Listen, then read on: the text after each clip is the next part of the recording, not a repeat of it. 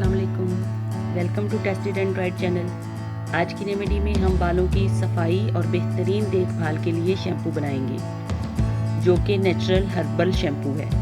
इस शैम्पू में हम किसी भी किस्म का कोई केमिकल या आर्टिफिशियल इंग्रेडिएंट इस्तेमाल नहीं करेंगे, बल्कि सदियों से इस्तेमाल शुदा हर्ब्स का इस्तेमाल किया जाएगा। इन नेचुरल हर्ब्स के बेशुमार फ़ायदे हैं, जो कि हमारे बालों की तमाम ज़रूरियात को बआसानी पूरा करती हैं, जैसे कि vitamin C, potassium, calcium, zinc, iron वगैरह। बालों की बेहतरीन ग्रोथ के लिए और उनकी हेल्थ के लिए इन सारी चीज़ों का बालों में इस्तेमाल बहुत ज़रूरी है। अगर आपने अभी तक टेस्टेड एंड ट्राइड चैनल को सब्सक्राइब नहीं किया तो पहले चैनल को सब्सक्राइब करके वीडियो को लाइक और शेयर ज़रूर करें। आज के हर्बल शैम्पू में हम 4 चीज़ों का इस्तेमाल करेंगे, जो कि हर्बल शैम्पू बनाने में बेहतरीन रिजल्ट्स देंगी। इसमें हम आंवले का इस्तेमाल करेंगे। आंवले में विटामिन सी की मिकदार बहुत ज़्यादा होती है, जिसकी वजह से हमारे बाल मजबूत, सिल्की और चमकदार होते हैं। विटामिन सी की मौजूदगी से बालों में डैंड्रफ भी कंट्रोल में रहती है और बालों में एक बहुत ही खूबसूरत सी चमक पैदा हो जाती है, जिससे बाल बहुत सेहतमंद और खूबसूरत नज़र आते हैं। इसके साथ इसमें हम सिकाकाई डालेंगे। ये एंटी फंगल हर्ब है और हर तरह से सर की जिल्द की प्रॉब्लम्स को सॉल्व करती है, जैसे कि खारिश, एलर्जी वगैरह। इसके साथ साथ सिकाकाई बेहतरीन क्लिनजिंग की खासियत भी रखती है।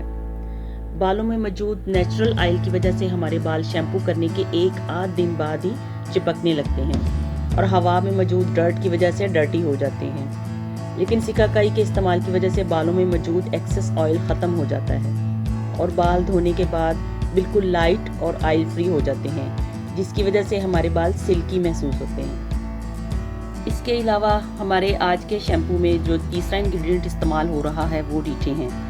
रीठे का लिक्विड बालों को बहुत मुलायम और चमकदार बनाता है और बग़ैर किसी केमिकल के बालों की सफाई में बहुत बेहतरीन है। ये एंटी बैक्टीरियल और एंटी फंगल प्रॉपर्टीज़ रखता है और सर की जिल्द की हिफाजत के साथ साथ हेयर लॉस को भी रोकता है। रीठा काफ़ी सख्त होता है, इसलिए हम इसको किसी हैमर के साथ तोड़कर इसके अंदर से काला बीज निकालकर फिर हम इसको अपने शैम्पू में इस्तेमाल करेंगे। इसके साथ हम अपने इस शैम्पू में अलसी का इस्तेमाल करेंगे, जो कि हमारे बालों के लिए बहुत बेहतरीन और बहुत अहम है। अलसी ओमेगा 3 फैटी एसिड से भरपूर है, हमारे बालों की हेल्दी हेयर ग्रोथ में भरपूर रोल प्ले करती है।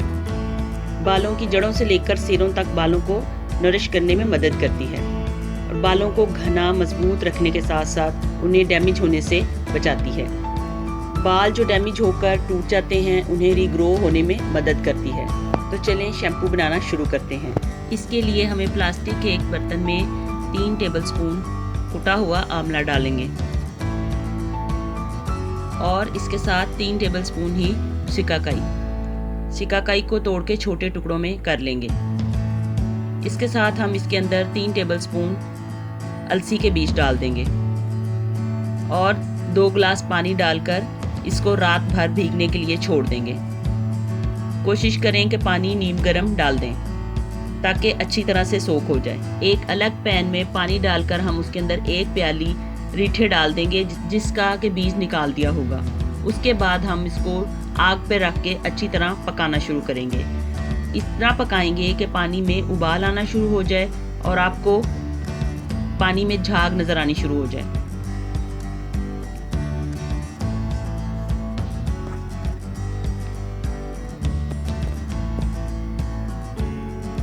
इससे ये फ़ायदा होगा कि जब हम रीठे को भिगोएंगे तो वो रीठा बहुत ज़्यादा नरम हो जाएगा। एक रात के लिए हम सिकाकाई और आंवले को पानी में भिगो के रखेंगे और इसी तरह एक रात के लिए हम रीठे को उबाल कर पानी के साथ ही उसको भीगने के लिए छोड़ देंगे। अगले दिन आप देखेंगे कि रीठा पानी में भीगने के बाद काफ़ी नरम हो गया है। रात भर के भीगे हुए सिकाकाई और आंवला भी इसके अंदर मिक्स कर देंगे।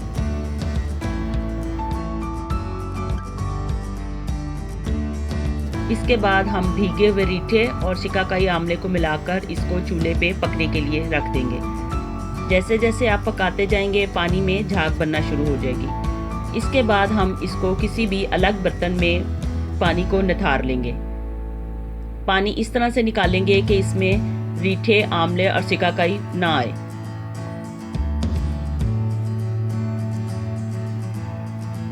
جب سارا پانی نکل جائے تو اسی کے اندر ہم 1 جگ پانی کا اور ڈال دیں گے۔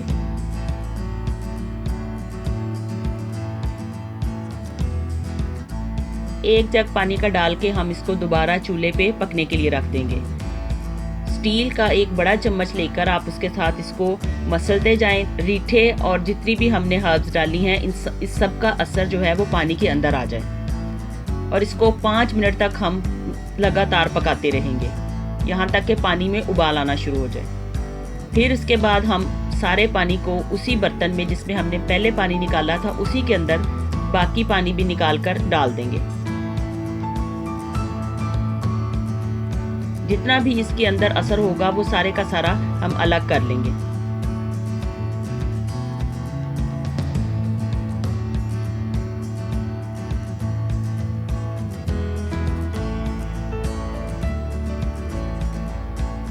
اب اس کے اندر ہم پھر 1 جگ پانی اور شامل کر کے اس کو دوبارہ سے چولہے پہ پکنے کے لیے چھوڑ دیں گے۔ 5 منٹ تک اس کو چمچ کے ساتھ ہم ساتھ ساتھ مستقل مسلتے جائیں گے، اور اس کو 5 منٹ کے لیے ہم پھر چولہے پہ رکھ کے پکائیں گے۔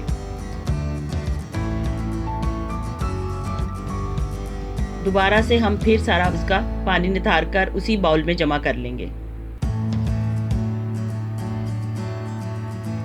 اب ہم کسی بھی چھلنی کے ساتھ سارے پانی کو چھان کر اس کے اندر سے جتنے بھی ذرات وغیرہ ہوں گے وہ سارے الگ کر لیں گے۔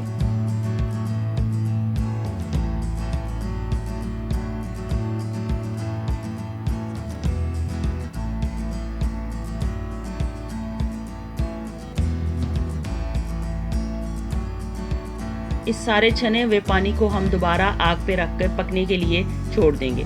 تقریباً 5 منٹ تک ضرور پکائیں گے، اور اتنا اس کو پکائیں گے کہ ہلکا سا یہ گاڑھا ہو جائے۔ فائنلی ہمارا شیمپو تیار ہے۔ آپ دیکھ سکتے ہیں کہ یہ بہت لائٹ تھک سا شیمپو بنا ہے۔ آپ گھر میں موجود کسی بھی بوتل کے اندر آپ اس کو بھر کے تو سیو کر لیں۔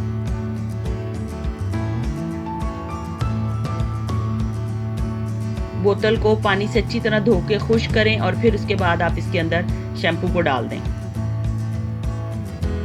اس کو ڈھکن لگا کر اچھی طرح سے بند کر کے رکھیں۔ آپ دیکھیں کتنا خوبصورت گولڈن کلر کا یہ شیمپو تیار ہوا ہے۔